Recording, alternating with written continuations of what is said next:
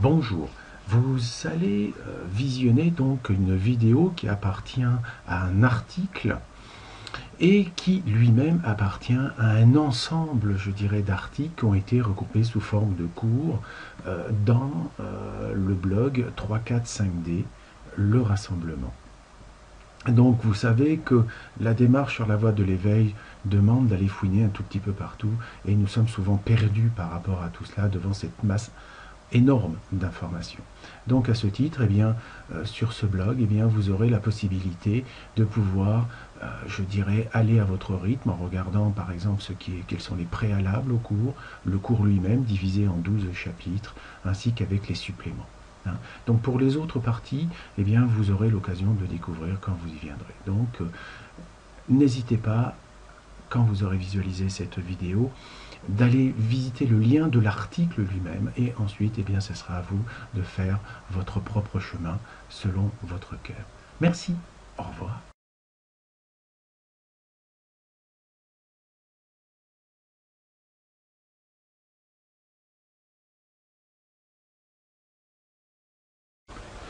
Bonjour à toutes et à tous. Bien, aujourd'hui, dans cette vidéo, je vais vous parler de la constitution de ce que j'appelle l'esprit directeur. Et j'ai pris pour comparaison tout simplement la matière, puisque nous allons le voir qu'il y a forcément une relation directe. En effet, ici je représentais donc un électron, ce qu'on appelle un électron. Vous savez ce que c'est un atome. L'électron, c'est ce qui va tourner autour d'un noyau. Et ce noyau, généralement, là où il y a un électron, il va y avoir ce qu'on appelle un proton. Donc le proton fait partie du noyau intérieur. Donc ce proton, nous allons le voir que ça correspond au côté, on va dire, magnétique, puisque c'est lui qui tient toutes les choses au centre, et c'est donc par définition, le côté, on va dire, féminin. C'est un peu, si vous vous rappelez, à l'image de la gravitation, qui va être tout simplement représentée ici, par exemple, par le neutron que je mets là. Si je le sélectionnais, ça serait pas mal. Vous voyez, par exemple, ici, je vais mettre ici le neutron qui correspond pour moi, dans cet exemple, au noyau central de l'esprit directeur. Donc, ça serait un petit peu ce qu'on pourrait appeler la gravitation. Ensuite, vous avez le proton qui va, lui, venir, ni plus ni moins, s'amalgamer autour de ce centre pour créer donc ce qu'on appelle le noyau. Et ensuite, comme ici le proton est une charge dite positive, il va falloir à ce moment-là, effectivement, qu'un électron vienne compléter. Donc ici, l'électron et le proton, c'est, comme on dirait, c'est papa, c'est maman. Dans certains cas, on pourrait presque dire que le neutron, ça serait les enfants, puisque ça dépend bien sûr des atomes. Donc, voilà la constitution, on va dire, minimale d'un atome. Donc maintenant, en allant un tout petit peu plus loin, on va voir que si nous prenons cela comme l'esprit directeur au complet, là, il y aurait une incarnation et une seule. Donc c'est souvent la confusion qui est faite, je dirais, par la majorité des gens, puisque c'est la configuration minimale qui correspond à ce qu'on appelle à l'hydrogène, tout simplement, c'est-à-dire qu'il y a un proton, un électron, et c'est tout. Donc, quelque part, on se dit, si cet électron, c'est ma particule d'esprit, qui est incarnée, alors, mon esprit est là. Donc, il y a une relation de une à une seule, et c'est totalement vrai. Bien. Donc souvent, ce qui est ensuite un peu confondant pour les gens, c'est de se dire, oui, mais comment un esprit directeur peut-il avoir, par exemple, 8 incarnations? C'est simple, en prenant le modèle tout simplement de l'atome, je rajoute par exemple, je dirais, un autre couple, ni plus ni moins, c'est-à-dire un autre couple ici, une autre incarnation, il va y avoir aussi un proton, un neutron. Enfin un proton et un électron. Donc je rappelle que chaque électron correspond à une incarnation. Ensuite, on peut continuer la musique, on va dire, tiens, je vais en mettre par exemple ici un troisième, etc. Donc on voit que petit à petit, notre esprit directeur ne fait que ressembler à, je dirais, à un atome ayant tout simplement plusieurs couches d'électrons. Tout bêtement. hein. Donc le monde n'est pas fait uniquement d'hydrogène. Il est bien fait avec d'autres composants. Hein. Donc voilà ce que je voulais vous dire en gros par rapport à ça. Alors pour, je dirais, bien comprendre quel est le rapport de cet électron avec cet électron, eh bien on appelle ça des frères solaires. C'est-à-dire que ici, dans ce cas-là, dans le cas de cet atome, eh bien il y aurait trois frères solaires qui seraient actuellement, là, à l'instant T, il y aurait trois frères solaires. Donc vous pouvez actuellement rencontrer ces frères solaires, puisqu'ils sont incarnés bien sûr, sur cette Terre, puisque je vous l'ai déjà dit, actuellement l'esprit directeur a battu toutes ses cartes sur la Terre. Hein, c'est-à-dire qu'il n'y a aucun électron, aucune particule d'esprit qui est incarnée ailleurs que sur Terre principalement. Hein. Donc ici, je vous ai fait le résumé, un électron c'est un frère solaire, donc c'est votre soi dit inférieur, hein, le petit soi inférieur, c'est une particule d'esprit qui est incarnée parce qu'elle possède un véhicule de matière qui est occupé. Forcément, là où il y a un électron, il y a forcément un proton qui est en face. Et un proton, eh bien, nous appelons ça les frères atomiques. C'est-à-dire qu'ici, bien, nous voyons, il y a trois frères atomiques actifs. Puisque s'il y a trois électrons, il y a trois protons, forcément. Il y a donc, il s'appelle donc le soi supérieur. Et donc, ce sont des disponibilités d'incarnation. Voilà, donc il existe potentiellement, on va dire, 8 potentiels d'incarnation au niveau, je dirais, de l'atome complet de l'esprit directeur. En clair, eh bien, il a la possibilité d'avoir donc 8 électrons, donc 8 incarnations. Donc ces différentes protons qui sont là ne sont donc forcément pas tous utilisés. Donc je n'ai pas représenté 8 orbites puisqu'actuellement ils ne sont pas utilisés. Les 8 orbites, je veux dire les 5 qui manquent. Et donc on appelle ça les frères atomiques. Donc on peut voir que ces frères atomiques, nos soi supérieurs, eh bien il y en a 8 qui sont agglutinés dans le centre et qui causent en permanence, car je vous rappelle qu'au niveau d'un atome, comme au niveau d'une planète, comme au niveau d'ailleurs d'un soleil, eh bien vous avez le rayon de la source qui arrive ni plus ni moins par le centre et qui va se diffuser vers l'extérieur. Donc ceci est dans ce qu'on appelle l'éternel présent.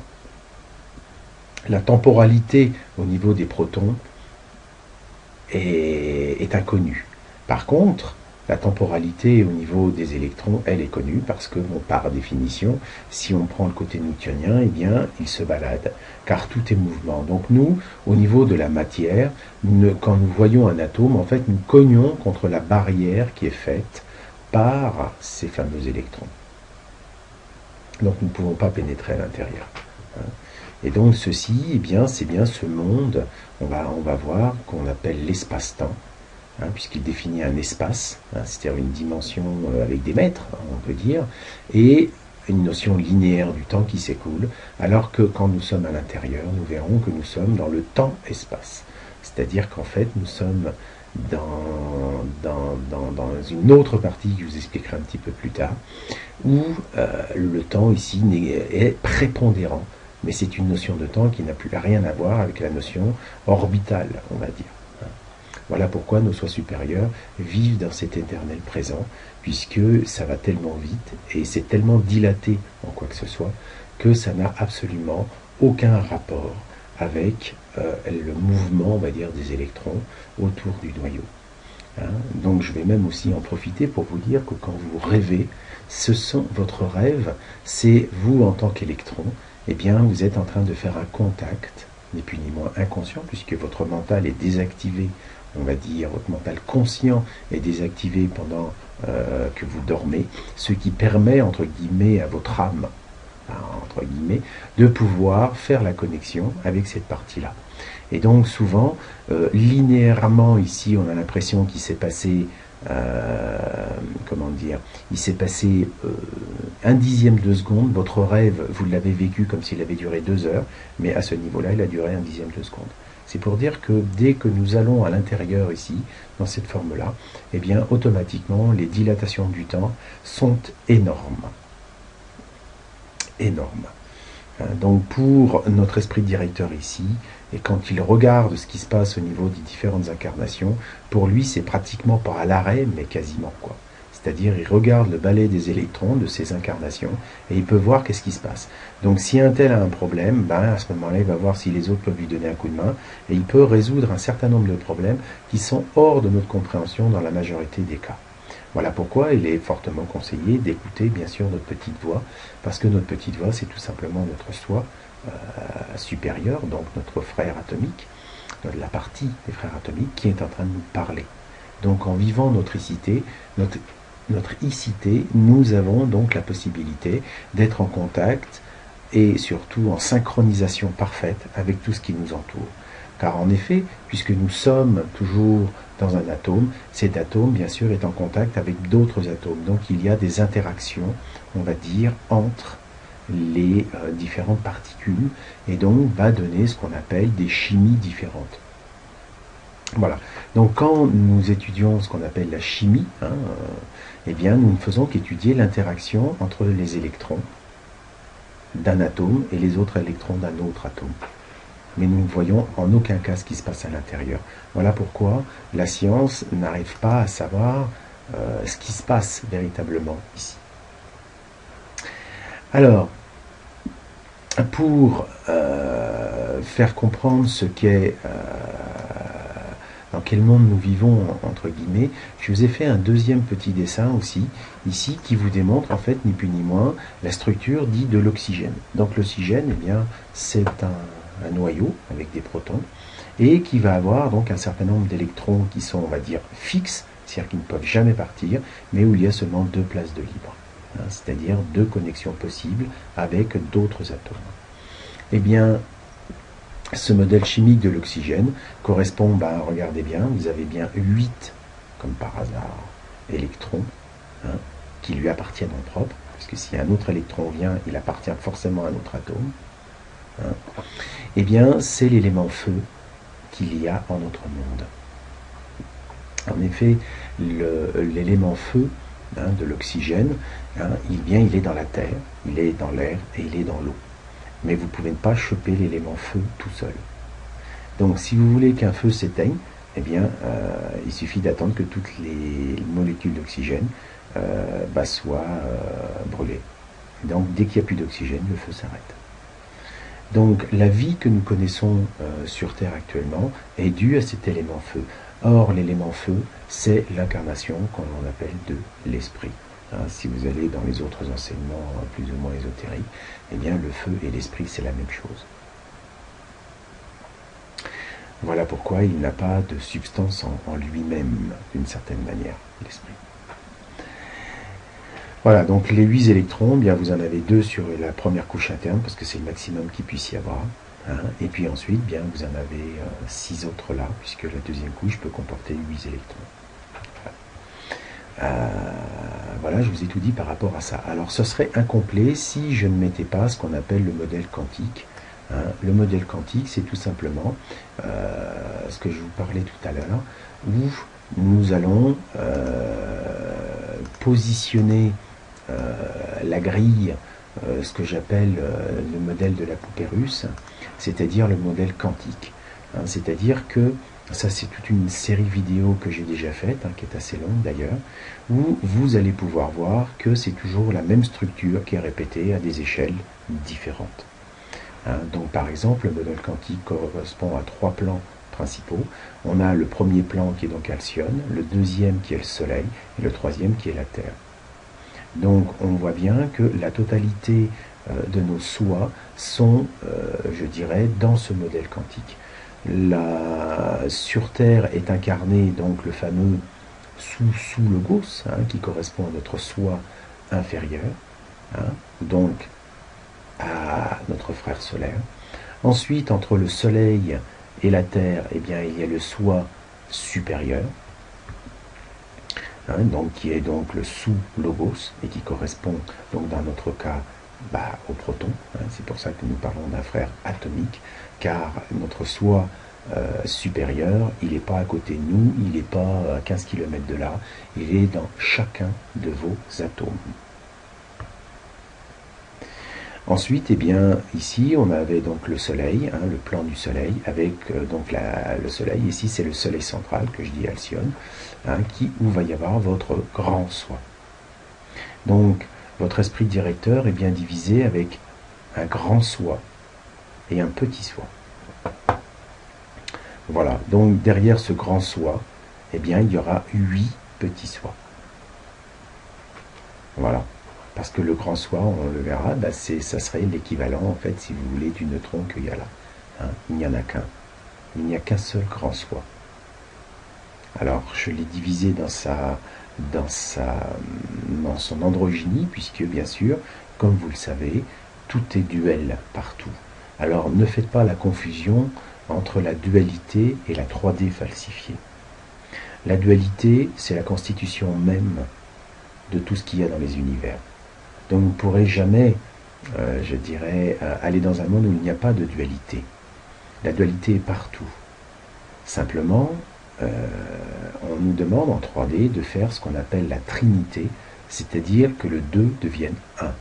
Une fois que l'on aura effectivement, je dirais, totalement associé notre électron avec notre proton, eh bien ils feront 1. Cela n'empêche pas qu'ils sont quand même en polarisation différents. Ici, lui, il est orienté négatif, il a une charge négative, alors qu'elle, c'est une charge positive. Donc, il y a bien une dualité positif-négatif, mais l'objectif est de faire 1. Voilà, donc là, mettre la loi de l'un en action, ce n'est pas dire il ne faut plus qu'il y ait de dualité. Non, il faut que cette dualité soit devenue harmonieuse et équilibrée. C'est-à-dire qu'il y a autant de bleu que de rouge, qu'il y a autant de l'un et de l'autre, et qu'ils tournent, vous savez, à l'image du yin-yang. Donc c'est identique. Donc je rappelle, la dualité, elle est partout dans l'univers. Simplement, ce qui fait la différence entre vous et quelqu'un d'autre ou le reste, c'est votre conscience. Si elle voit les choses séparées et donne plus à l'un qu'à l'autre, alors à ce moment-là, vous êtes dans le jeu de la dualité. Mais quand vous verrez qu'il y aura une partie, quand vous aurez recollé tous les morceaux et qu'une partie est équivalente à l'autre, c'est comme une balance, il y a autant de poids dans l'un que dans l'autre, et bien à ce moment-là, vous serez unifié. Et si vous êtes unifié, eh bien cela veut dire que vous en avez pris conscience et donc un certain nombre de pouvoirs vous seront donnés à ce sujet. Voilà ce que j'avais à vous raconter pour l'instant concernant la constitution d'un esprit directeur.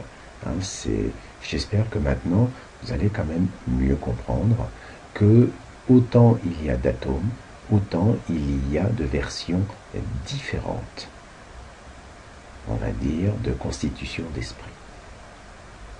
Voilà. Bien. Je vous dis au revoir pour cette vidéo de cet article. Merci.